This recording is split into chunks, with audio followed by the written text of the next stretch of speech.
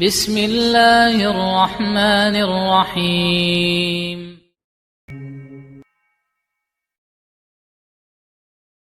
إذا زار المسلم مسجد النبوي استحب له زيارة قبره.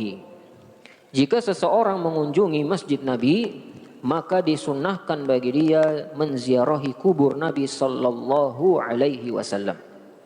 Wa qabrai sahibaihi Al-Bakri wa Umar, dan menziarahi kubur dua sahabat Nabi, yaitu Abu Bakar dan Umar radhiyallahu taala anhuma.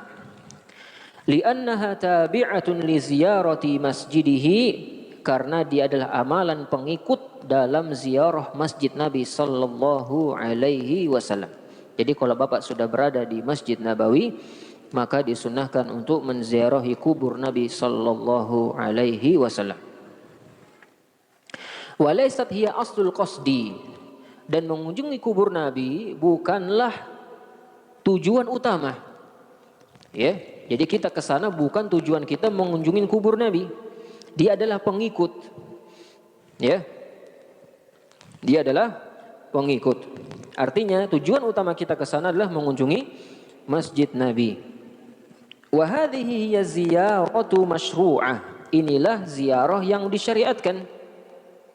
Wala yushra' syaddur rihal ilaiha, dan tidak disyariatkan ya melakukan perjalanan hanya dalam rangka mengunjungi kubur Nabi sallallahu alaihi wasallam. Jadi dibedakan Pak ya. Jadi orang yang ke Masjid Nabawi atau ke Madinah hanya untuk berziarah ke kubur Nabi ini dilarang.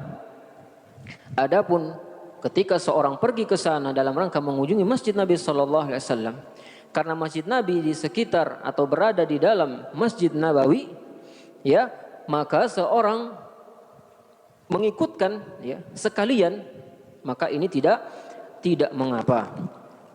Ini ikhwani fillah rahimani wa rahimakumullah. Jadi ini telah dinukil kesepakatan dari para ulama. Amma kaifiyatu ziyarah fa'ala zair ayyakifa tijaha qabrin Nabi. Adapun tata cara ziarah kubur Nabi, maka orang yang berziarah ayyakifa tijaha qabrin Nabi, dia berdiri ya menghadap kubur Nabi sallallahu alaihi wasallam atau di sekitar kubur Nabi sallallahu alaihi wasallam. Ya. Biadabin, dengan sopan, ya, artinya dengan adab. Wa khafdi sautin, merendahkan suara.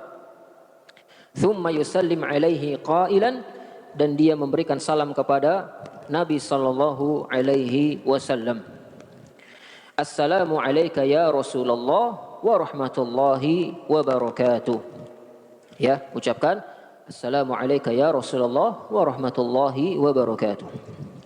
Nabi bersabda tentang salam ini, ma min ahadin yusallimu alayya illa raddallahu alayya ruhahu atau ruhi hatta arada alaihi salam.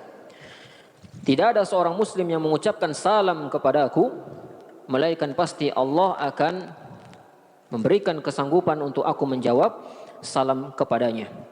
Artinya Nabi SAW akan mengembalikan atau menjawab salam kita.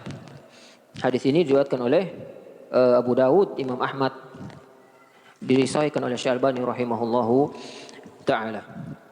Jadi ucapkan salam kepada Nabi sallallahu alaihi wasallam.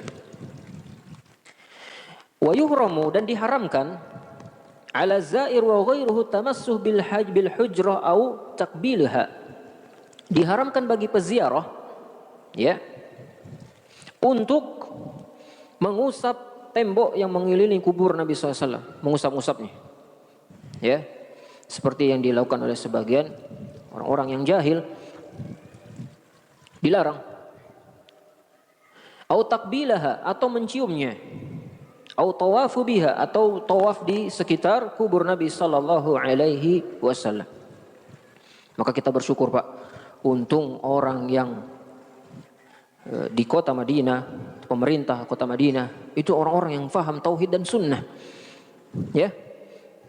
Coba tidak faham Pak. Bayangin di sekitar kubur Nabi banyak acara, ya. Repot Pak.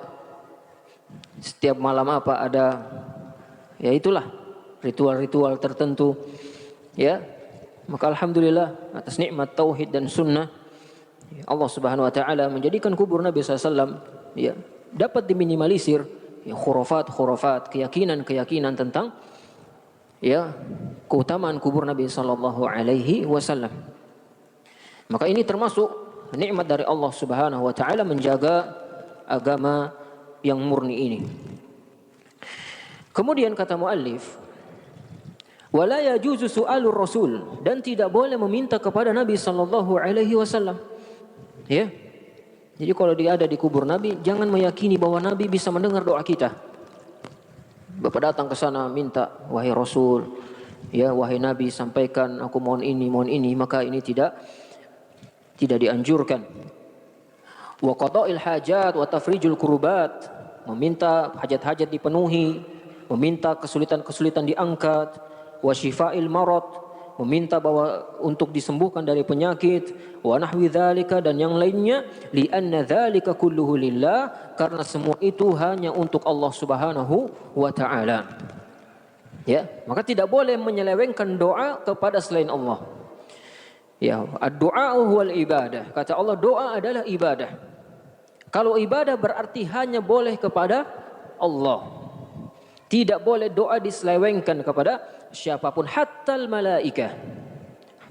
Sampai pun malaikat tidak boleh kita meminta kepada malaikat. Meskipun Nabi SAW, meskipun orang soleh, apalagi orang di bawah Nabi SAW, maka tidak boleh seorang memberikan doanya, menyelewengkan doa kepada selain Allah Subhanahu wa taala dalam keadaan apapun. Ini ikhwani fil rahimani wa rahimakumullah. Dan banyak hadis-hadis palsu berkaitan dengan mengunjungi kubur Nabi. Di antaranya seperti hadis man hajja walam yazuruni faqad jafani. Siapa yang pergi haji dan tidak mengunjungi kuburku, maka dia telah kurang ajar kepada aku. Ya, ini hadis palsu, Pak.